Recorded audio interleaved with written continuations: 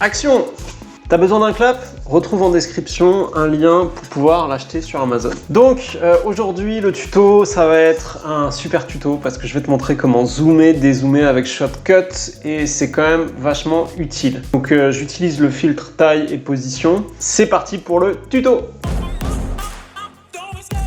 Pour rappel, je t'invite à cliquer sur le lien en description de ma vidéo pour obtenir gratuitement mon premier module. Dans le premier module, tu vas pouvoir télécharger le logiciel de montage vidéo Shotcut. Je t'explique le vocabulaire à connaître pour faire du montage vidéo et je te montre toutes les fonctions de l'interface du logiciel Shotcut. Et voilà, c'est parti pour le tuto. Alors, comment faire pour zoomer, dézoomer? Donc pour ce tuto, j'ai pris cette photo et elle est sympa parce que, en l'occurrence, moi j'aimerais avoir juste l'écran d'ordinateur avec cette fusée et la fumée en dessous, en plein milieu de mon écran principal et pas l'avoir un petit peu décalé sur la gauche. Alors, comment faire? Donc déjà, tu la sélectionnes. Ensuite, donc dans tes filtres, tu sélectionnes, tu appuies sur plus. Et tu vas aller chercher le filtre taille et position. Voilà, bon, il s'affiche tout seul, taille et position. Donc, une fois que tu as sélectionné ce filtre, ici, tu auras la position horizontale et verticale de ta photo ou de ta vidéo, si c'est une vidéo. Donc là, tu as les dimensions. Et ici, tu as des choix paramétrés par rapport à la position de ton rush.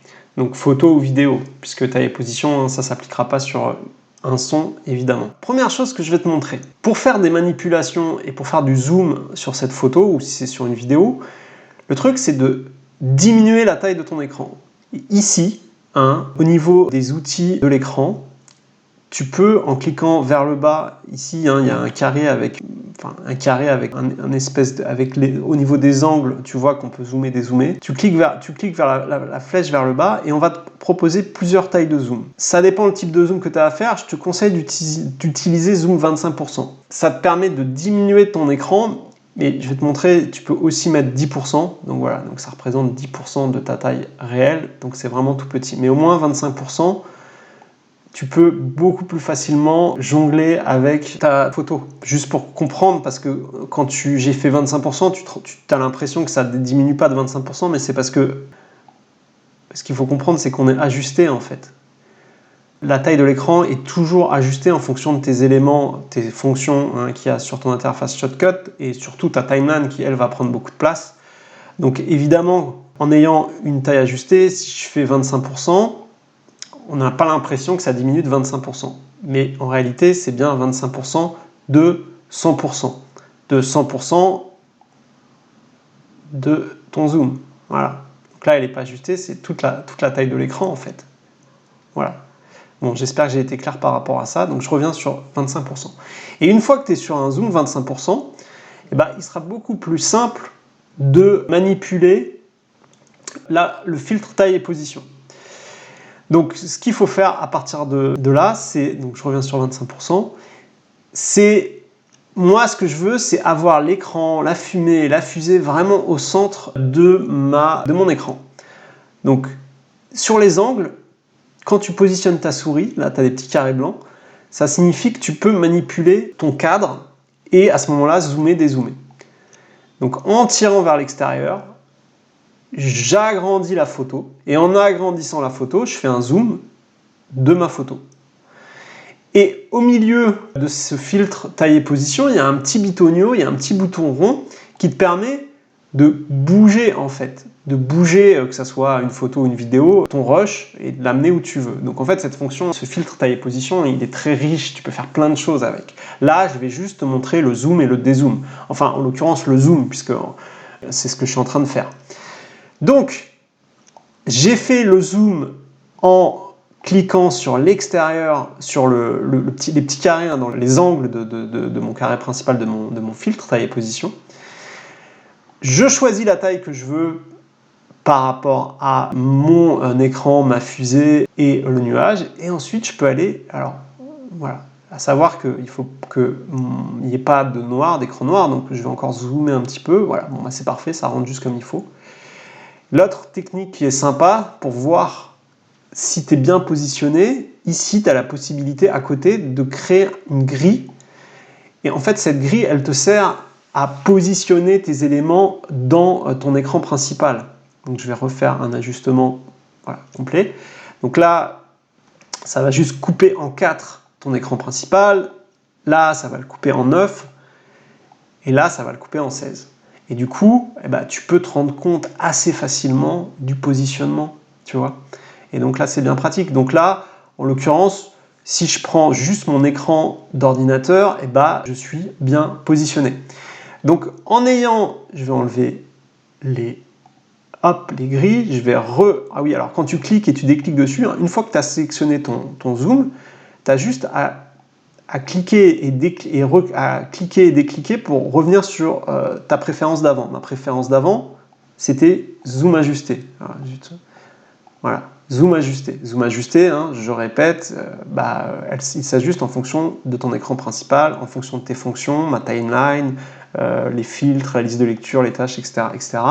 Et quand je reclique dessus, boum, il revient sur du 25% parce que j'avais sélectionné 25% juste avant. Donc c'est très pratique. Pour t'en dire un peu plus, donc ça y est, donc pour moi c'est bon. Donc maintenant, bon, il n'y a pas de mouvement, hein, je peux mettre play, mais ça ne changera rien, c'est juste pour te montrer comment zoomer, dézoomer. Donc maintenant, mon filtre taille et position, tu peux aussi modifier la position. Ici, en l'occurrence, ça va être ta position horizontale. Ici, ça va être ta position verticale. C'est-à-dire que par exemple, là, c'est à moins 240. Si ici, je mets 0 à la place de moins 240, il va aller... Voilà. Et ensuite, je clique là. Hop, ici, il va se positionner à 0. Là, c'est à 2. Si je mets 0, position horizontale, il va se positionner à 0. Quand tu modifies tes caractères ici, il ne faut pas cliquer sur Enter. Il faut aller ensuite cliquer sur un autre de tes champs et naturellement, ce que tu viens de mettre va se valider. Donc voilà, donc moi en l'occurrence, voilà, j'ai perdu mon centre, mais c'est pour te montrer, donc je vais ramener ça au centre, et en ramenant ça au centre, voilà, et hop, ça se remet. Alors c'est pas exactement les mêmes configurations, je vais remettre les... Voilà, pour que ça soit un peu plus simple pour moi. Voilà, je suis quasiment, et j'étais un peu plus bas. Voilà, bon, j'étais pratiquement à cette configuration-là. La dimension ici, 2670 et 1496, c'est le nombre de pixels que j'ai appliqué maintenant à cette image. Cette image, au départ, quand j'enlève le filtre taille et position, boum, elle fait 1920 sur 1080. Une fois que je l'applique, donc j'applique taille et position, à ce moment-là, elle rebascule sur 2670, 1496, et c'est apparu en ayant joué avec ça. D'ailleurs, tu peux le voir, si tu regardes pendant que je suis en train de manipuler ce cadre, tu peux voir les dimensions qui changent. Et ça, ce sont les pixels. Donc voilà. Alors ensuite, je ne vais pas aller dans les paramétrages, tu pourras regarder toi-même, c'est pour aller à droite, à gauche, pour être honnête, je l'utilise très peu. Mais déjà, juste avec ça, c'est un outil qui est génial. Si tu as tes vidéos, si tu as des photos, voilà, tu peux commencer à faire des zooms, faire des dézooms avec ton logiciel Shotcut. Avant de se quitter, juste pour rappel, retrouve ma formation en montage vidéo en cliquant sur le lien en description de la vidéo. Ma formation te permettra d'apprendre à utiliser le logiciel Shotcut. Ma méthode, c'est je fais une action et je t'invite à la répéter. En répétition, tu apprendras extrêmement rapidement. Et quand tu as acheté cette formation et que tu arrives sur ton espace Studio Creator, ça va se présenter comme ça. Il y a plein de clips et à chaque clip, je te montre une action particulière sur Shotcut. On réalise un film ensemble. Tu as les rushs à télécharger ici. En suivant chaque clip un par un, à la fin, tu sais maîtriser le logiciel Shotcut. Et voilà, on vient de voir ensemble comment faire pour zoomer et dézoomer avec le logiciel de montage vidéo Shotcut. Si tu n'es pas encore abonné à ma chaîne, je t'invite à le faire.